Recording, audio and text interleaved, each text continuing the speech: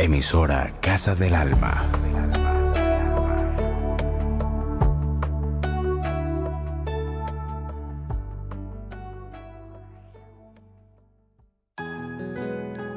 Otros cuentos para Caperucita. Un viaje hacia el alma femenina, más allá de los cuentos y desencuentros de la vida en pareja. Conduce Liliana Arbeláez Naranjo.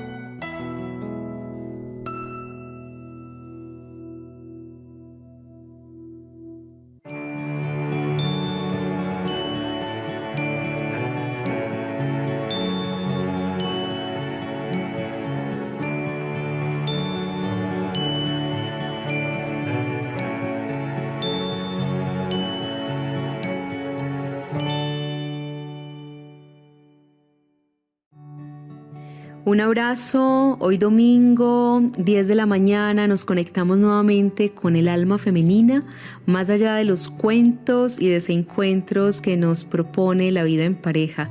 Y volvemos nuevamente con nuestro amigo Edison Viveros, con quien venimos reflexionando a partir de lo que nos ha inspirado el cuento de Pinocho.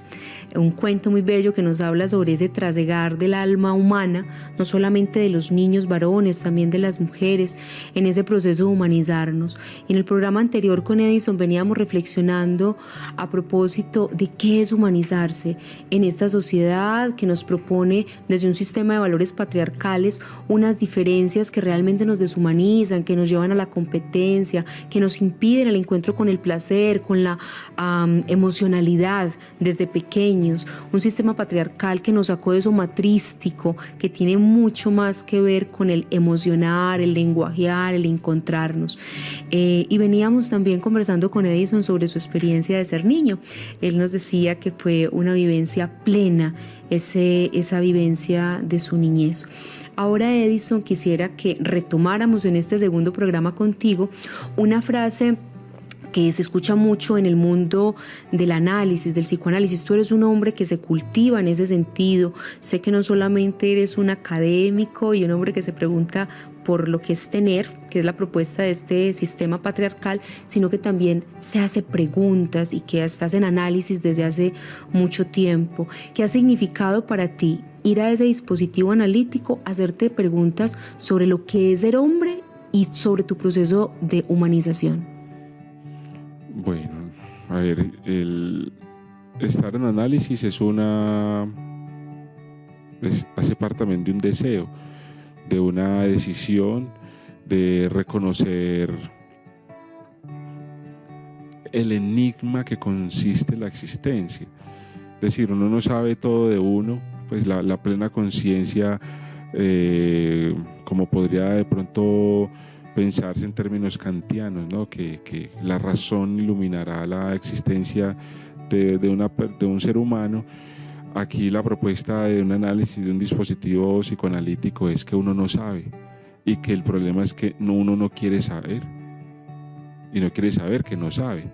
Entonces la experiencia ha sido una experiencia incómoda, pero cuando digo incómoda no quiere decir que uno vaya ya por masoquista, sino que uno sí va a incomodarse, porque uno está cómodo cuando no se hace preguntas sobre uno mismo. Claro, es salir de la zona de confort, pero en un acto de conciencia. Sí, entonces cuando el analista le hace reflejo o cortes, dejemos ahí, uno sabe que hay asuntos que uno tiene que ir preguntándose.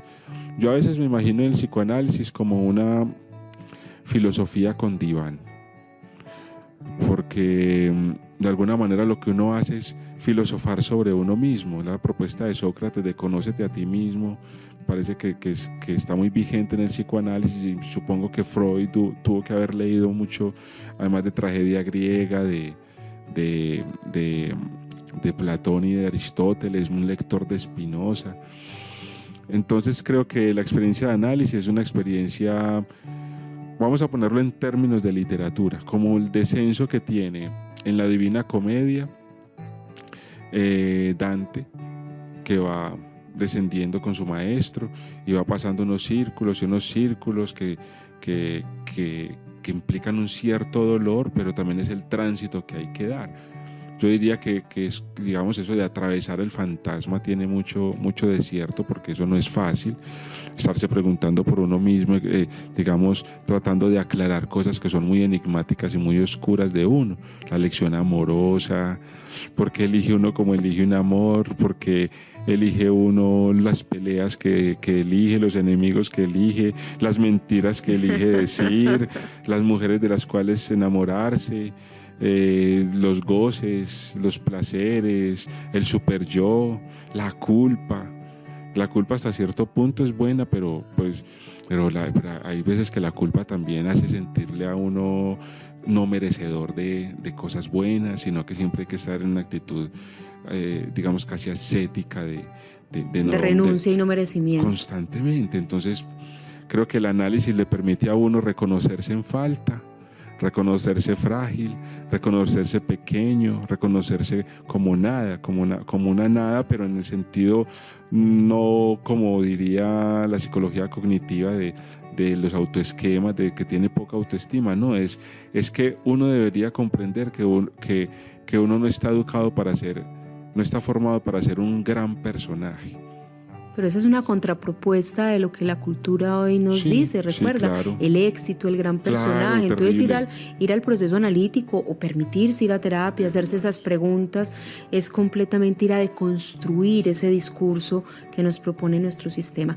Tú traes una imagen muy bella, el descenso de este hombre en búsqueda no solo de preguntas profundas, ¿cierto? Dante va en búsqueda de una mujer, y esa mujer, Beatriz, realmente lo que simboliza es el alma, el descenso para encontrar el alma, y el alma simbolizada como lo femenino. Y es muy bello, porque pareciese ser que en esa búsqueda del sí mismo hay que ir en búsqueda de la alteridad, de lo otro, de la otredad. Y en ese sentido también recuerdo una frase que es muy del orden psicoanalítico. Se habla de que en las mujeres existe una envidia por el falo, ¿sí? Y tú que estás en ese proceso de preguntarte como hombre, en tu proceso de humanización, yo quiero reflexionar un poco contigo, porque yo creo que esa es una frase que también ha sido utilizada con sorna, con fuerza para maltratar a las mujeres. Entonces, en ese sentido, quisiera preguntarte, ¿tú crees que realmente, tú que te has hecho esa pregunta, que te has encontrado con tu fragilidad, con esos puntos oscuros como hombre, crees que las mujeres biológicamente, intelectualmente, espiritualmente, realmente tenemos razones para envidiar eso que llamamos falo, que representa realmente, porque no solamente es hablar del pene, ¿cierto?, como algo biológico, sino del falo como esa representación del poder? ¿Crees que realmente hay argumentos, o que transitar hacia una humanidad que nos incluya a todos y a todas tendría sustento esa frase de que nosotras envidiamos, o tendríamos que envidiar ese falo o ese poder? Yo creo que es una frase que hay que entenderla no en términos peyorativos, no en un sentido peyorativo. La noción de envidia, como yo la entiendo, está referida a que hay una rivalización entre niño y niña, ¿sí? Hay una rivalización porque hay algo que tiene ese niño. No me estoy refiriendo al pene, porque el falo no es el pene, sino hay algo en ese niño, hay algo en ese otro que yo no tengo. Y el niño dice, hay algo en la niña que ella no tiene, ¿cierto? Entonces ese algo es la relación, es el vínculo, ¿cierto? Hay algo que uno no tiene y el otro cree que el otro no tiene, ¿cierto? Estamos hablando de la falta. Entonces, en esa medida, esa envidia de falo es más de una posición femenina, no de mujer ni de hombre, sino que cuando una persona está en posición femenina, sea hombre o mujer, es porque está reconociendo que hay algo que no tiene. Y me parece que esa es la interpretación que a mí más me ha gustado, o de las que más me ha servido, porque no quiere decir que la mujer le envidie al hombre en términos, digamos, de destrucción del hombre. Voy a aniquilarlo para obtener lo que él tiene, sino que la falta realmente es lo que está en juego ahí. ¿Qué hacemos con la falta? Vincularnos. Reconocer a ese otro. Y me gusta mucho cuando tú nos compartes que la comprensión que has hecho tiene que ver más con una posición femenina, porque la posición femenina tanto de hombres como mujeres nos llevaría a comprender que en el otro hay algo que me falta, y precisamente eso me lleva al vínculo. Cuando yo desde una posición narcisista, donde me siento completa o completo, impido ver a ese otro como también posibilitador de una relación en donde el intercambio nos lleve a crecer. Nunca el otro llenará mi falta, ni nunca yo le llenaré la falta al otro, pero qué interesante que en ese reconocerme frágil e incompleta, y en ese reconocerte frágil e incompleto, podamos llegar a esta relación de conversación donde nos compartimos cada uno esa falta y esa historia de la falta. Sí, y el punto también es la noción de castración, ¿cierto? La que tiene el Freud y de pronto también la retoma Lacan, es bueno, esa relación apegada con un otro que es significativo, ¿cierto? Que en este caso es el padre o la madre, esa distancia, digamos, ese no amalgamarse al otro significativo que es el padre o la madre, implica en esos términos una separación, un corte. Entonces yo creo que por ahí va el asunto de la envidia del falo, en el sentido de que hay un imaginario de que el otro tiene algo que yo no tengo. Entonces, derivado de esa interpretación vienen las otras de marcar la falla en el otro, encontrar la falta en el otro, no quedarse mirando un árbol cuando dejas de ver el bosque, ¿cierto? Por eso yo digo, el problema no es la falta, sino saber hacer con la falta, porque sin la falta no puede haber deseo.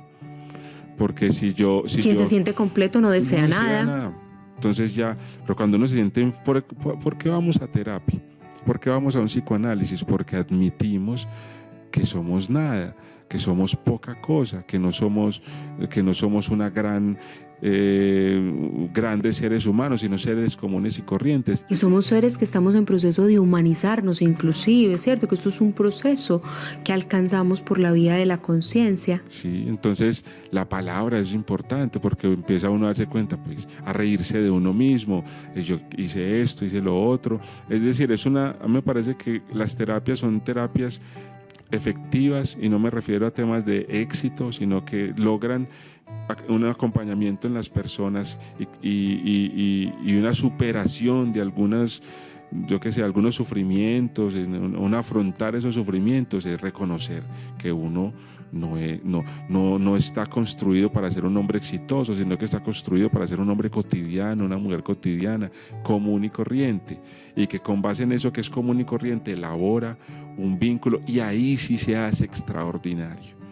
Es en el vínculo con el otro donde uno se hace extraordinario, donde uno ya no se hace, donde uno ya supera esa posición de fracasado, de ser un don nadie, de ser algo bajo, y uno se exalta, uno crece. Pues eso es una imagen pues un poco biológica, pero uno se hace realmente extraordinario es en la otredad. Pero te escucho y me conmuevo, algo se movió muy fuerte en mí, porque el ser extraordinarios por fuera del ordinario, realmente me lo permites, ese encuentro con la otredad, con el otro, el vínculo. Vamos a una pausa, Edison, y ya regresamos para que continuemos compartiendo con nuestros oyentes estas reflexiones tan profundas que también nos invitan a hacernos la pregunta, no necesariamente en el diván, no necesariamente en procesos terapéuticos, pero sí, yo creo que la invitación es a reflexionar, a filosofar por nosotros mismos y para nosotros mismos.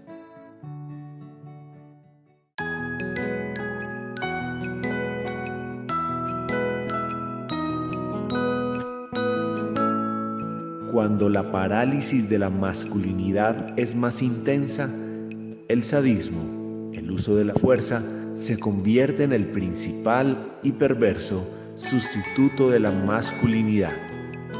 Si la sexualidad femenina está debilitada o pervertida, se transforma en masoquismo o posesividad.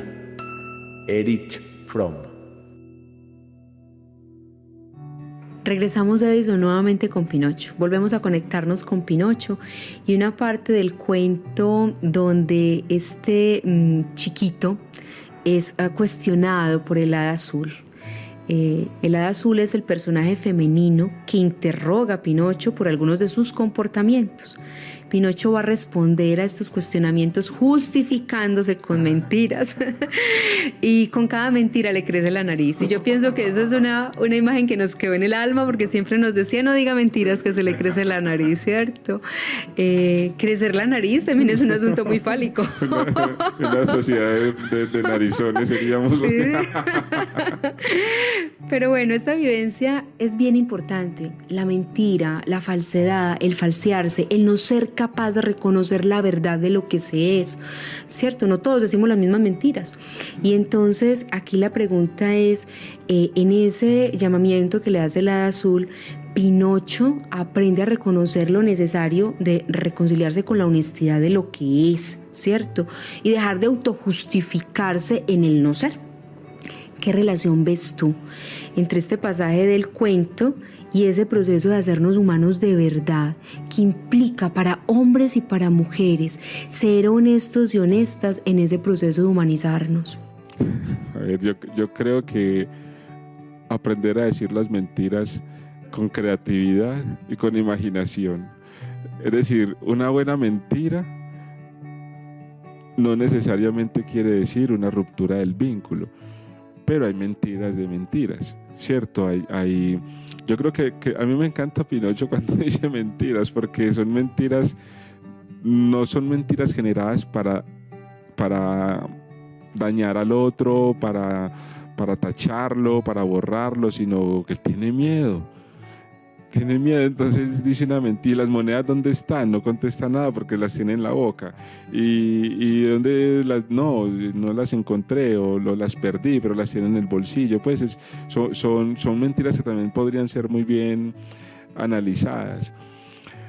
Kant dice en Fundamentos de la Metafísica de las Costumbres que la mentira es algo negativo, que la mentira no permite una práctica moral, etcétera, pero dice uno, porque Kant le da un lugar en un texto tan importante para la filosofía moral, le da un lugar a la mentira, es porque es un problema serio para pensarlo, porque para mí, y en eso yo sí coincido con algunas interpretaciones psicoanalíticas, el ser humano miente. Y lo que yo digo es que lo que hay que preguntar es ¿por qué miente? ¿Cierto? ¿Por qué miente? ¿Qué hay debajo de la mentira? Y tú lo estás nombrando, hay un asunto del miedo, ¿cierto? Hay un asunto de un otro que sanciona, o sea, en el tema del vínculo, la mentira tiene una corresponsabilidad. Inclusive quienes somos padres nos lo preguntamos siempre, ¿por qué nuestros hijos mienten? ¿Cierto? Pero tu hijo no miente. No, claro que también, todos mentimos, en tanto humano mentimos, y si no que lo diga que está aquí. Pero es esa mentira que busca salvarnos de algo a lo que le tenemos más miedo, ¿cierto? Que nos aterroriza y tiene que ver en ese vínculo con el otro. Hay algo en el otro que se nos devuelve como castigo y por eso buscamos esa salida en la mentira. Yo creo que hay un temor a perder el otro. Yo digo, no somos nada sin el otro. Eso lo plantea Manuel Levinas en su filosofía de la alteridad, o sea, hacernos responsables del otro absolutamente sin un porqué. Y para mí yo no interpreto esa idea de Levinas como un imperativo categórico al estilo de Kant, sino que es una convicción. O sea, uno no se hace sujeto, no se hace ser humano, que es lo que estamos hablando acá, sin otro. Es que incluso Robinson Crusoe necesitó a Viernes imaginarse las huellas, que en las huellas había un otro, la película del náufrago. ¿Te acuerdas? La del Tom Hanks que está hablándole a Wilson, que es una pelota. Es maravilloso. El otro, no podemos prescindir del otro. Sí, Entonces, real o imaginado. Sí, entonces decir una mentira, el problema no es la mentira, sino lo que significa la mentira. Ahora, hay mentiras también de manipulación. Nosotros estamos también en un país en el que nos mienten descaradamente, roban, en un país en el que construyen unas leyes a favor de los más adinerados, y a nosotros, los de clase media, nos ponen impuestos y nos dicen mentiras, y esas mentiras indignan. O sea, hay mentiras de mentiras.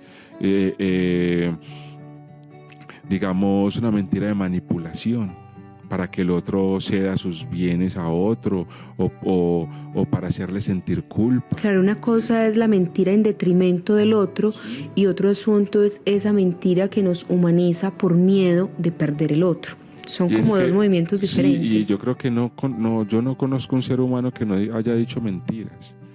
No es que yo creo que ese cuento de Pinocho es maravilloso porque hay un reflejo de la humanidad. O sea, nosotros decimos mentira, pero mira que al padre no le importó. Le puso al principio unos pájaros para que se comieran la nariz que se creció. O sea, es un padre alcahueta, ¿no? Es un padre muy amoroso, sí. Que reconoce y toma al otro como es, ¿cierto? Sí, en su totalidad. Lo acepta como es. Dice una mentira, eso se puede corregir. Es decir, eso es una impresión maravillosa. A mí me encanta la paternidad, o sea, eso es una cosa maravillosa porque es darle forma, contribuir a darle forma a ese trozo de madera que es un niño. Es un símbolo muy bonito. Entonces, no, la mentira, yo diría que la mentira hay que hacer también un pretexto. Claro, un pretexto pedagógico inclusive. Conversación, yo no estoy idealizando, pues diciendo que, no, entonces los padres siempre deben tener... Hacer una apología a la mentira. Sí, o van a ser capaces de hacer con esas aporías o esas sinsalidas en las que ponen los hijos a los papás. Entonces, y a las madres. Entonces yo creo que la mentira tiene un lugar, existe. No voy a decir que tengamos que relacionarnos vía las mentiras, pero reconocer que decimos mentiras nos hace más honestos y menos hipócritas. Esa sería la primera verdad, reconocer que decimos mentiras. Sí, y ahí ya ponerle límite, ¿cierto? Ya cuando reconoce uno que uno es un fabulador, pero que no es un texto de literatura, sino una fabulación. Pues que no es Funes el memorioso de Borges, que es un hombre que no puede dejar de recordar, y Borges dice al final de ese cuento, el problema de Funes es que Funes no puede pensar, porque para pensar hay que olvidar. Eso es una gran mentira. O sea, toda la narración es una gran... ¿Cómo va a existir un hombre que sea capaz de recordar los últimos segundos de tantos años hacia atrás? Es una fabulación, es una bella mentira. Sí, y la literatura nos muestra eso, una ficción. Claro, la ficción. Bueno, en el cuento de Pinocho hay un personaje que a mí me ha encantado. A propósito, en estos días publicaba en mis redes 2 grillos que me encontraba, ¿cierto? 2 grillos muy bellos que me recordaban ese asunto de la conciencia, ¿sí? El hada azul le regala a Pinocho ese personaje, Pepe Grillo, como esa vocecita, como ese otro que también nos habla desde adentro, una vocecita que le ayuda a Pinocho a reconocer cuál es el camino que lo llevará a humanizarse, ¿sí? Allí a veces se presenta como el que le permite conocer lo bueno y lo malo. Yo prefiero no hacer esa diferencia entre lo bueno y lo malo, porque todo depende de cómo se vea desde la moral que cada uno tiene y en la que ha crecido. Pero hay un asunto allí como de la ética, de ese proceso de humanizarnos, de hacernos conscientes de nuestro deseo, conscientes de nuestras mentiras.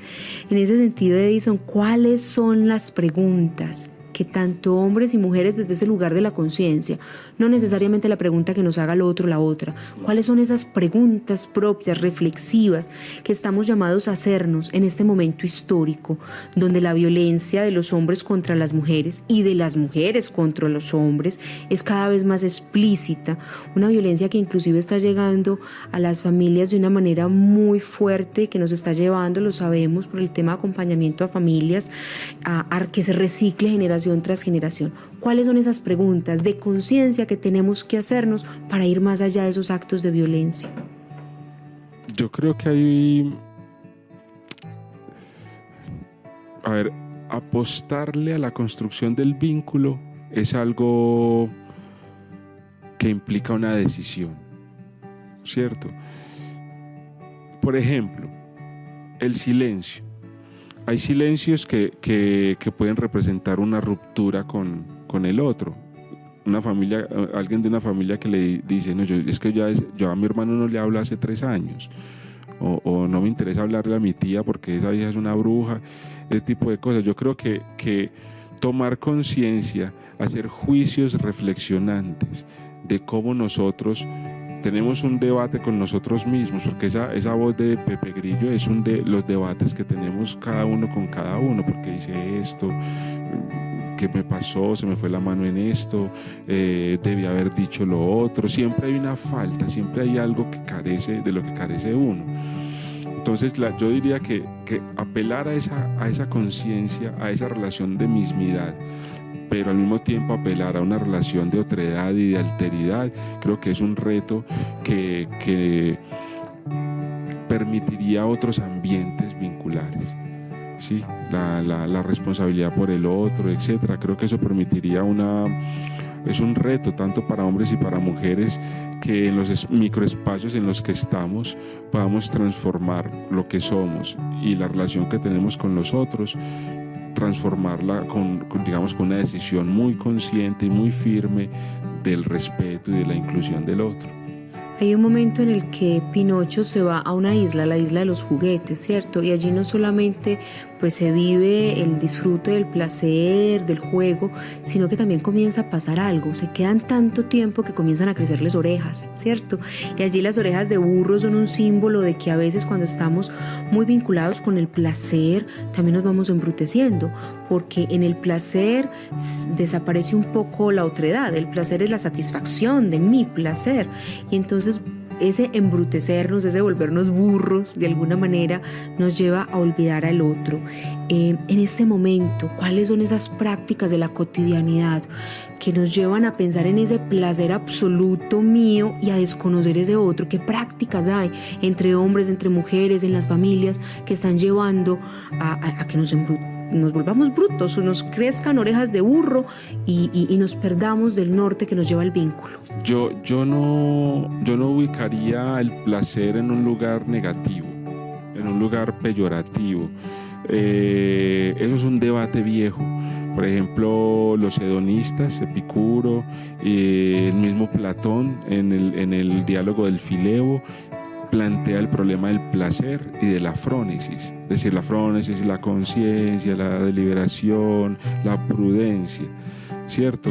Un justo medio, bueno, la noción de justo medio es de Aristóteles, pero sí pone el problema, plantea el problema. ¿Qué vamos a hacer con el placer? Placeres puros, el placer se define porque sí, o hay placeres que pueden ser mixtos, una relación entre la prudencia y el placer extremo. Platón va a optar porque el placer debe ser calculado, medido, mezclado con la frónesis, pero el problemita está ahí. ¿Qué hacemos con el placer? Stuart Mill también plantea el mismo problema y el mismo Aristóteles plantea el problema. Entonces, yo creo que el placer es algo a lo que no podemos escapar, porque el placer le da sentido a nuestras vidas. Entonces, ¿cómo sentir placer? Persiguiendo el bien, el sumo bien, como diría Platón, el sumo bien. ¿Qué es lo que nos produce a nosotros placer? Ahí estaría la pregunta. Entonces, si este Pinocho va a un placer entre los juguetes, yo pienso que ese es el contacto con el deseo. El deseo, cuando entramos con algo que nos apasiona y nos gusta, nos va a generar placer, pero no podemos estar sintiendo placer todo el tiempo, porque eso no es posible. Entonces la vida es una combinación de placer y displacer. Es lo que me parece a mí que puede ser una salida a eso. Y en las prácticas cotidianas, yo creo que uno puede construir ambientes a partir de los cuales lo que hacemos en la vida cotidiana sea placentero, pero cuando no es placentero, pues tocará tomar distancia de ello.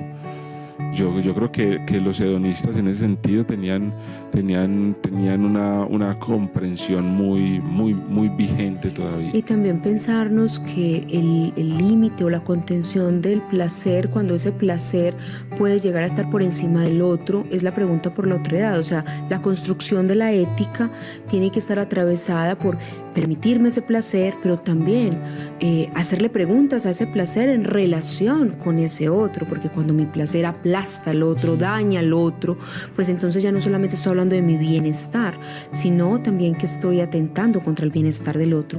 Ya para terminar, Edison, hay un asunto del cual hemos hablado y tiene que ver con la queja de las mujeres. Una queja. ¿Las mujeres se quejan? Sí, yo pienso los que hombres también, ¿no? Sí, es... pero digamos que en nuestra cultura escuchamos más el tema de la queja de las mujeres, y es una queja que yo siento que está atravesada por una postura en la que nosotras reclamamos el que hemos sido tratadas como objeto, ¿cierto? Nos sentimos, sí. Y vemos en la publicidad, vemos en muchos lugares de nuestra cultura ese tratamiento como objeto de placer, de hecho, objeto de goce inclusive, ¿cierto? Pero no es tan fácil observar cómo también nosotras las mujeres ubicamos a los hombres como objetos. Eso no es tan sencillo, y yo como terapeuta, digamos, en el acompañamiento que hago a las mujeres, también busco llevarlas a observar cómo, por ejemplo, cuando nosotras decimos busco el partido perfecto, cuál es el hombre que es ese partido perfecto, y yo escucho cosas como que tenga muchos ceros en su chequera, que me lleve a ser la reina que me merezco, y una cantidad de respuestas que yo digo, ahí también hay una violencia de género, ¿cierto? Esa pregunta por la conciencia, a propósito de Pepe Grillo, ¿cierto? Pepe Grillo, que nos lleva a preguntarnos cuáles son esos asuntos en los que estamos deshumanizándonos y deshumanizando al otro, ¿sí? ¿Cómo, Edison, tú has vivido esas violencias también del lado de lo femenino? ¿Cómo, no solamente en el discurso, sino en las prácticas, cómo a ti te han atravesado y también te han fracturado o movilizado esas violencias de lo femenino, de las mujeres hacia ti? Yo creo que yo realmente no he sentido como que me violenten. Yo tengo un problema que es una situación a analizar, que es qué hace una mujer con el amor de un hombre. Es como si fuera una época en la que la mujer, no va a generalizar, ¿cierto? Algunas mujeres, porque hay otras que tienen esa reflexión, pareciera que tuvieran cierta dificultad para construir algo con una disposición amorosa de parte de un hombre que no se acerca por su cuerpo, porque quiere someterla a ser ama de casa o quiera someterla de ninguna otra manera, sino que realmente siente amor por esa persona. Pero la respuesta de algunas mujeres es: este se las trae. De eso tan bueno no dan tanto. Este se las trae, este quiere acostarse conmigo. Lo único que busca es el sexo. Sí, y entonces eso me parece un acto desinteligente. O sea que esa voz de la conciencia de Pepe Grillo también está distorsionada. O inclinada a un narcisismo y a una desconfianza, a un prejuicio. El prejuicio no es negativo. Hannah Arendt habla del prejuicio, pero el prejuicio no es negativo. Ella dice, el prejuicio hay que volverlo un juicio reflexionante. Entonces digo, listo, esta mujer se me acerca por mi plata. Para mí sería muy fácil responder esa pregunta, no, porque yo no tengo plata. Pero poniendo la pregunta al lado contrario es, pregúntese, ¿cómo puedo establecer si lo deseo, cómo puedo establecer un vínculo con esta persona? Entonces, digamos que a mí sí me parece, no tanto violento, pero sí me parece desinteligente desperdiciar la posibilidad de vincularse. A mí eso me parece una desinteligencia social.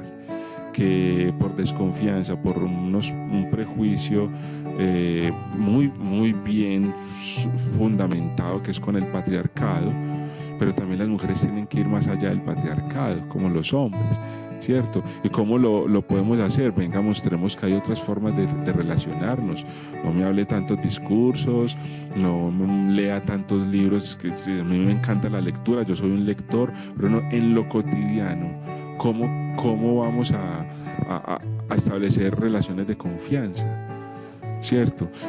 Amistosas. No siempre nosotros los hombres nos acercamos, no somos santas palomas tampoco, ¿no? De pronto muchas veces hemos sido lobos con piel de corderos, claro que sí, yo no estoy diciendo una apología pues a que el hombre, no, pues que santa paloma, pobrecito, se arrimó todo amoroso, pero si lee una disposición en el otro, trate de llevarlo lo más lejos que pueda.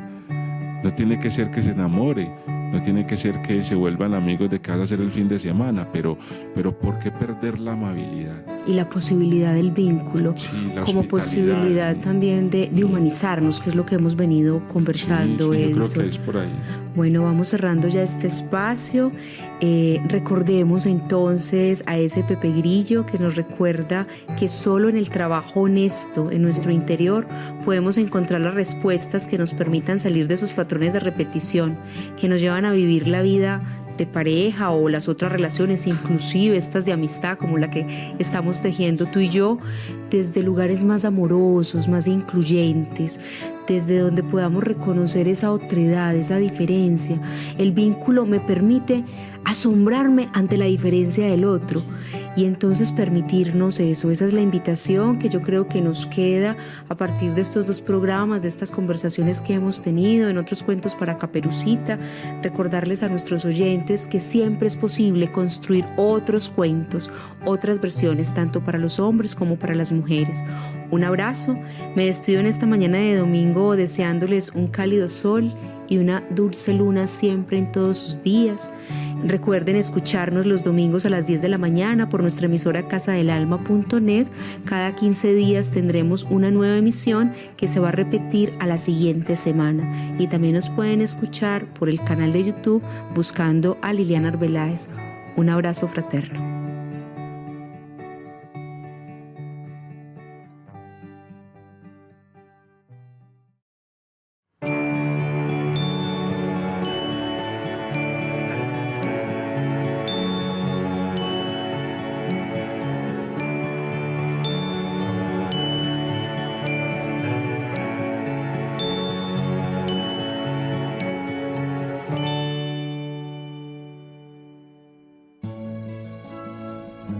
Para comunicarte con Liliana Arbeláez, puedes hacerlo a través del Facebook Crisálida Terapia Creativa y número celular y WhatsApp 311-742-4333.